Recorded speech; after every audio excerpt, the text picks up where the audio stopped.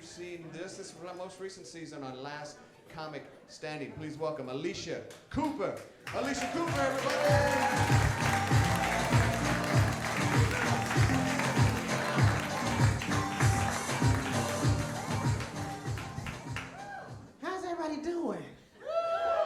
Y'all look good. Give it up for everybody you've seen so far. Is this a hot show? I'm loving it here. Glad to be out the house. Because the news is crazy. And we're living in a crazy time right now. We're about to have another election. The Republicans are very entertaining this go-round. It's like 40 of them. And they all confused because Donald Trump is acting so damn crazy. They don't know which way to go. They don't know if I should be the nice Christian family man or the fucked up, homophobic, racist, sexist man. So I can get my poll numbers up. Because every time Trump says something fucked up, don't his numbers rise? I'm like, who is he appealing to? There must be a whole section of the country at home going, I'm tired of whispering niggers and spicks. I want to say it out loud again. Take my country back. Make it great again. Trump looked crazy with that orange ass hair. What the, that's flowing in the wind. Who is dyeing his damn hair? I just want to meet him in person so I can ask him, does the carpet match the drapes?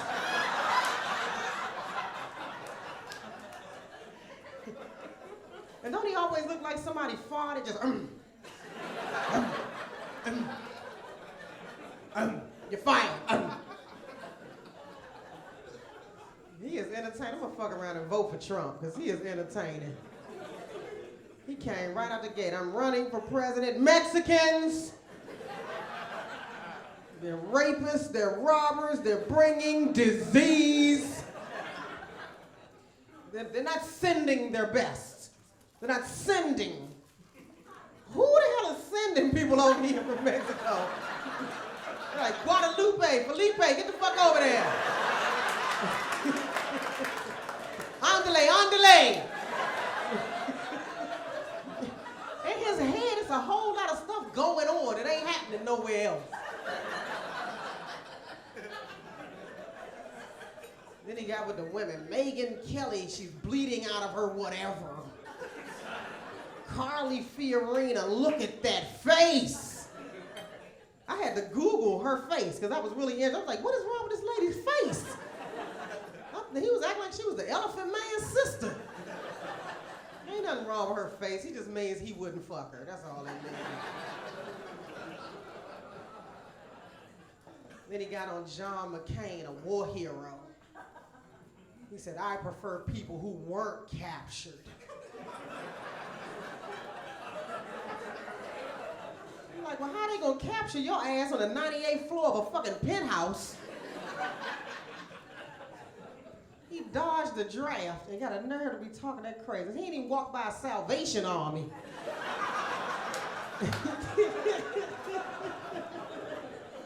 Got so much to say. He got everybody going crazy. Dr. Ben Carson going crazy right now. When it comes to babies' brains, there's nobody better. When he steps out of that little cluster, he's dumb as hell. And he needs to just stop talking so nobody will figure it the hell out.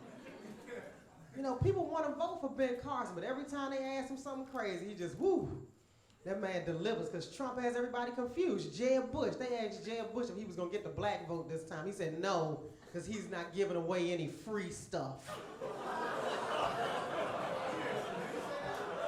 Oh yeah, Google it. I'm black and I want to know where the damn free stuff is. We have been getting accused of free stuff for almost 8 years. I don't know one black person that got any goddamn stuff free. They got white people thinking we got whole houses full of free shit. We can't even get in the door. Oh, all this free shit, push it back. Can't get in my front door for the free shit. Thank you, Barack. Thank you. I want my free shit. See, I don't mind if you talk about me and I really got it. You know what I'm saying?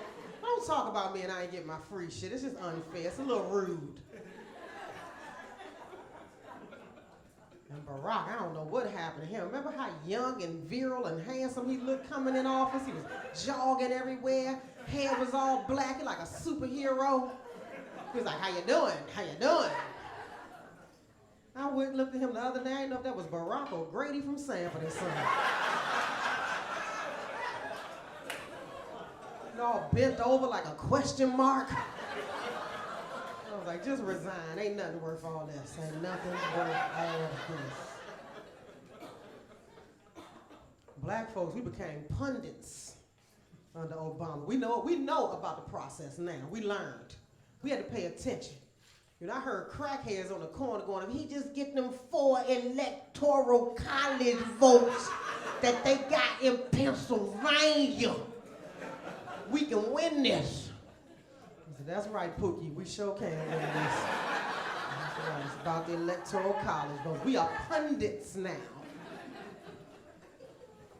We are paying attention. And everything somebody said about Barack, I took personally. You'd have thought he was my damn uncle. The way I'm fighting with people on social media, I'm exhausted. I'm ready for the president to be white again.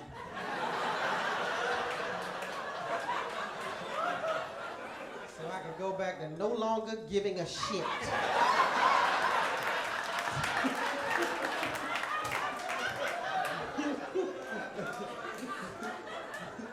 It's too much stress. Shit. In 7 years, I got high blood pressure, high cholesterol, diabetes, the gout. Oh, since the president been black. Too much damn stress. Y'all notice how lax security has gotten under the first black president? They ain't securing nothing. There's bullet holes all up along the White House walls. Strangers jumping in the elevator with Barack. The South African sign language man don't speak no fucking sign language.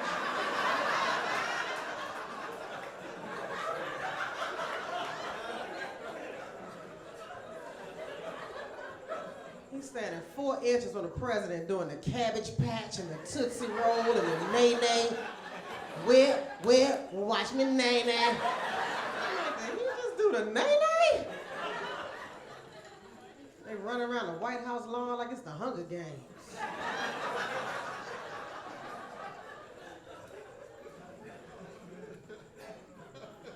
And that is the ultimate corporate America. I used to work in corporate America. I hated it. The worst thing about it for me was the commute. I spent more time in the car than I did at the damn office. So a friend of mine said, why don't you carpool? This way you can save on gas, ride in the carpool lane, get to work twice as fast. I said, I think I'll do that. The day I carpooled was the day I got fired.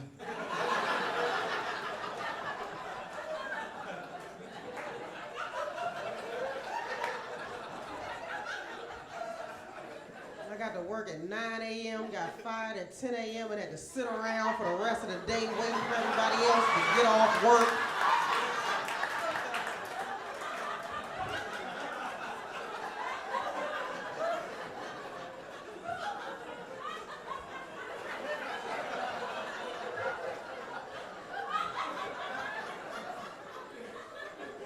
And the bosses kept walking by me like I was a unicorn. Why is she still here?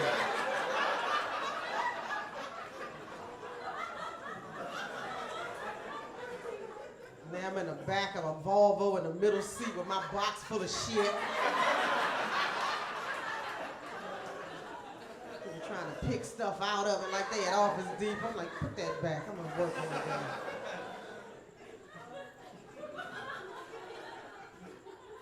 You know you're getting older when you judge music. It starts sounding like your parents. That ain't music. We had music in my day. That is not music.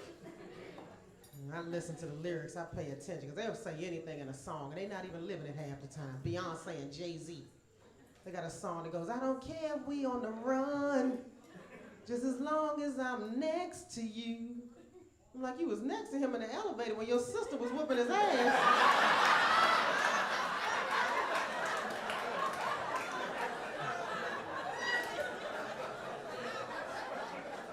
You ain't do a damn thing about it. Chris Brown, these hoes ain't loyal. Hoes ain't supposed to be loyal.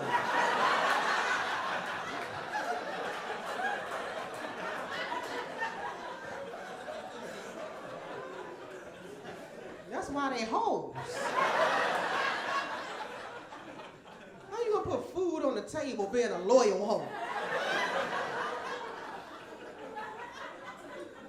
How you gonna feed your family with one client?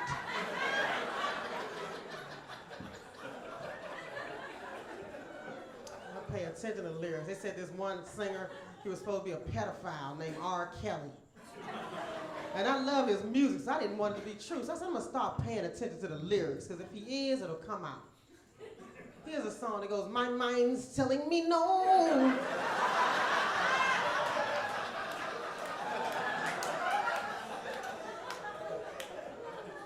Like your mind is telling you no because she's 12.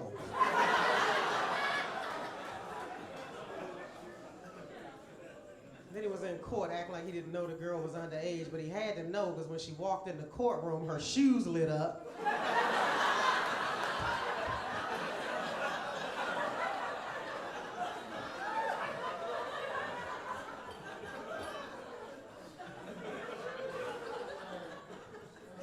I end up watching a lot of reality television. Just when you think they're gonna run out, they don't. They got something else for you. Got a whole new slate of reality television. So I end up watching this stuff. I've watched crazy stuff. Have y'all seen this show called Hoarders? Yeah. That show made me itch. How does somebody's house look like it stinks through your television set? And they shouldn't even call it hoarders. They should call it what it really is. Nasty, stinking, trifling, diseased, mentally ill, no friends having people. Because nobody ever visits. That's why they let the camera crew in. They just happy for some company. Like if you're hungry, I know it's a tuna sandwich under the bed. Just swipe the ants off of it. It's only been down there 9 months. My favorite show is on the Learning Channel. It's called My 600-Pound Life. That is the best hour of television in the world. Get you some popcorn and some box wine and just sit in front of that TV. I've never seen anything more entertaining. People 600 pounds or more are acting like they don't know how they got 600 pounds. Like it just happened the night before. Like, I woke up like this. I woke up like this. It is the funniest yet saddest thing you ever want to see. Every episode, they make them do a shower scene. It must be in the contract. Where they got a big elephant-sized brush and they scrubbing themselves off in the shower. And this one guy ripped the bar off the side of the wall and fell on the floor with the curtain wrapped between his legs. He's looking like a seal just hollering. I said, that's just what you get for trying to act like you've been showering before this crew got here.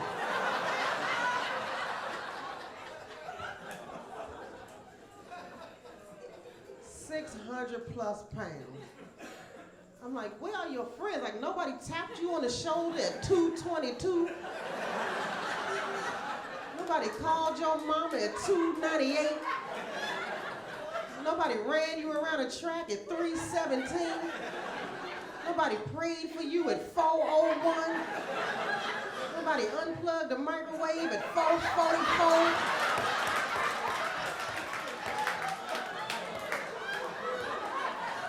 Nobody called your pastor at 508. Nobody put a lock on the fridge at 561. Nobody kicked you in your shin at 592. Ain't nobody do nothing.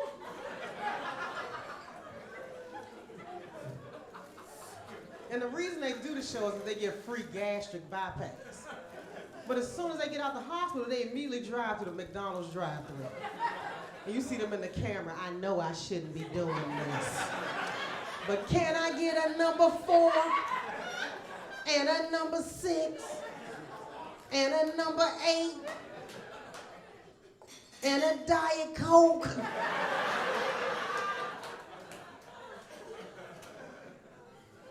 That's all they buy is reality shows. I decided you can't beat them, join them. My grandmother had 3 husbands die in bed with her. So I'm creating a show for her called Deadliest Snatch.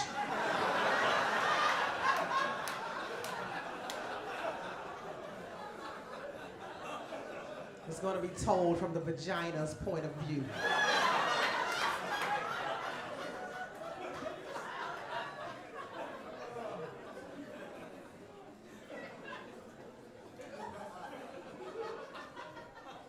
My grandmother's the funniest family member we had. She's at that age where they just say anything. She told the men in the family to treat your ladies right because the hoe outlasts the pole.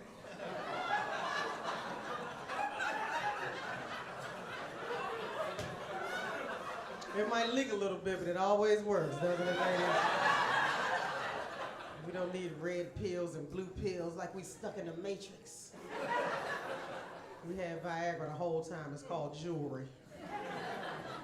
And she also says love is a verb. It's an action word. You can't just talk a good game. You have to put it into practice. Because we remember everything that's ever said to us in a relationship. Like, that ain't what you said in 1987 in Catalina. That is not what you said. But I'm going to get out of here. I have my shirts. The first shirt says love is a verb. Isn't that nice? And it's hot outside. Y'all need this one. The second one is even more positive. It says the hoe outlasts the pole.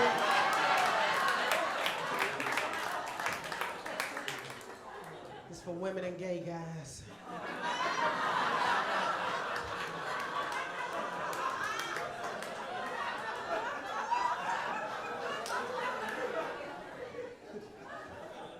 Out of my 8 uncles, I have 3 gay uncles, and they're the best family members. They cook, they clean, they'll help you out in a pinch. One of my uncles thinks he can turn any man gay. They didn't have to know if the man is gay. He fell in love with this doctor. I said, do you know if the doctor's gay, Unc? He said, I don't know. I'm going to make a doctor's appointment. The doctor put my uncle on the table. He shoved his hand up my uncle's ass. He said, I'm going to have to order x-rays. There's something hard and crunchy in here. He pulled his arm back to reveal a Rolex watch. My uncle goes, happy birthday to you.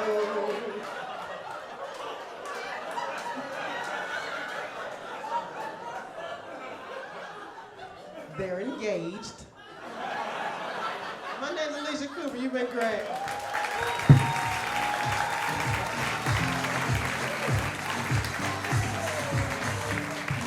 Alycia Cooper, everybody. All righty, couple quick announcements and we'll get a headliner up here. Basically, my job is to let you know there's a lot of show left. The show is left. When the food and beverage servers, when they bring out your tabs later on, tips are not included in the total. Please tip them. They work very hard. That's how they make the money because we don't pay them shit. No, we do. We pay them shit. We do.